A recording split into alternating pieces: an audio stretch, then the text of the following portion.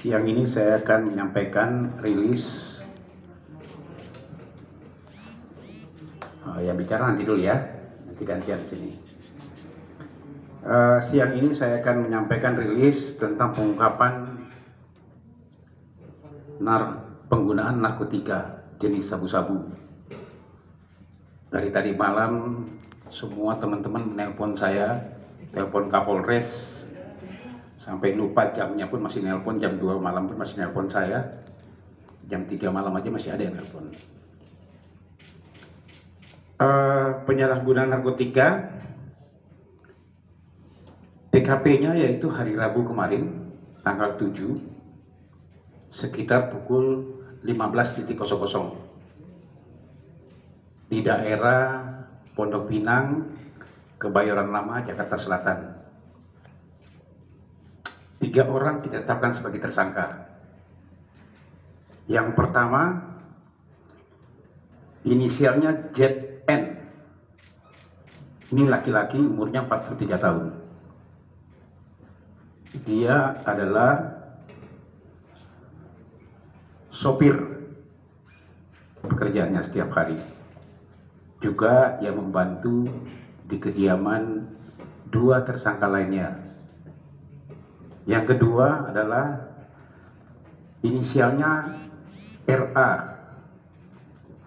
Ini perempuan, umurnya 31 tahun, ibu rumah tangga. Yang ketiga inisialnya AAB. Umur 42 tahun, laki-laki, karyawan swasta. RA dan AAB ini adalah suami istri. RA adalah seorang public figure. Ya, saya perjelas lagi bahwa saudari RA ini adalah seorang public figure. Barang bukti yang kita amankan, 1 klip jenis sabu-sabu. Dugaan adalah sabu-sabu. Brutonya seberat 0,78 gram. Kemudian 1 buah bom atau alat hisap sabu-sabu seperti di depan ini.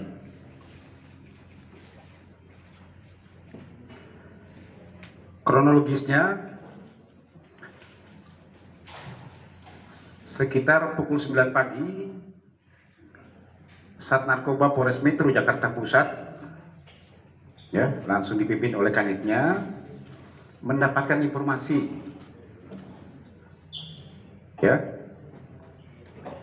bahwa saudari RA sering menggunakan memang sabu-sabu ini, yang bertempat tinggal di daerah Pondok Pinang atau Pondok Indah, Jakarta Selatan. Kemudian dilakukan pendalaman surveillance oleh teman-teman dari Sat Narkoba, berhasil mengamankan seorang, inisialnya adalah ZN. Ya, ZN atau ZW? ZN ya. Ya, ZN yang merupakan adalah sopir atau pembantu daripada keluarga RA dan AAB.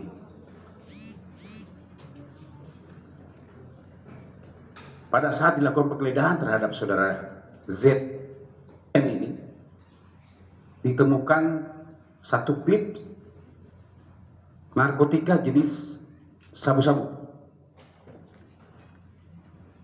Kemudian dilakukan interogasi, ternyata yang bersangkutan mengakui bahwa barang tersebut adalah barang milik saudara RA. Itu pengakuannya.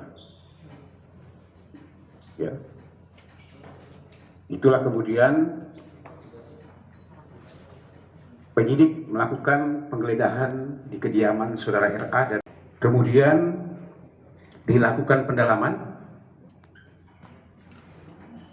dan mengakui bahwa juga suaminya saudara AAB juga menghisap bersama, menggunakan sabu-sabu ini bersama-sama. Tetapi pada saat di TKP, saudara AAB tidak ada. Sehingga saudara ZN dan RA dibawa ke Polres Metro Jakarta Pusat. Barulah setelah istrinya atau saudari RA menghubungi suaminya sore hari atau setelah maghrib setelah isya ya, jam 20, saudara AAB datang ke Polres Metro Jakarta Pusat untuk menyerahkan diri. Dilakukan tes terhadap ketiga orang tersebut. Tes urin menyatakan positif mengandung metavitamin atau sabu-sabu. Ya, semalam sudah kita lakukan semuanya, tetapi masuk di sini dengan protokol kesehatan yang kita lakukan swab antigen, semuanya negatif. Kita tes urin, ketiga-tiganya positif. Untuk lebih memastikan lagi, yang bersangkutan semuanya kita cek lab, darah dan juga rambut. Ya, untuk kelengkapan berkas kami. Tiga-tiganya sudah ditetapkan sebagai tersangka. Kami masih mendalami berapa lama yang bersangkutan memakai. Kalau pengakuan awalnya sekitar 4-5 bulan ya, pengakuan awalnya. Tapi ini masih kami terus dalami. Kami akan cek betul, termasuk pemasuknya dari mana. Kami akan melakukan pengejaran. Karena teman pasti akan bertanya, apakah pemasuknya nanti untuk para artis? Makanya kami akan melakukan pengejaran. Dari mana dia membeli barang ini, tim masih bergerak di lapangan. Nanti bagaimana perkembangan kasus ini akan kami sampaikan ke rekan-rekan semuanya. Ini mungkin yang perlu saya sampaikan ya kepada teman-teman semuanya. Mungkin ada tambahan, Pak Kapolres?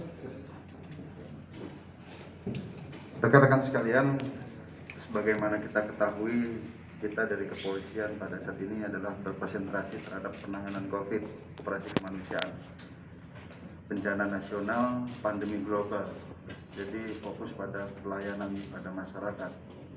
Namun perlu dipahami juga kami tidak lengah.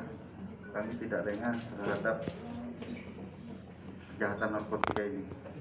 Rekan-rekan perlu ketahui beberapa waktu yang lalu kita mengungkap kasus narkoba hampir 400 kilo, kemudian kami bergabung dengan Polda Metro Jaya, Satgas Polda Metro Jaya menjadi 1,1 ton.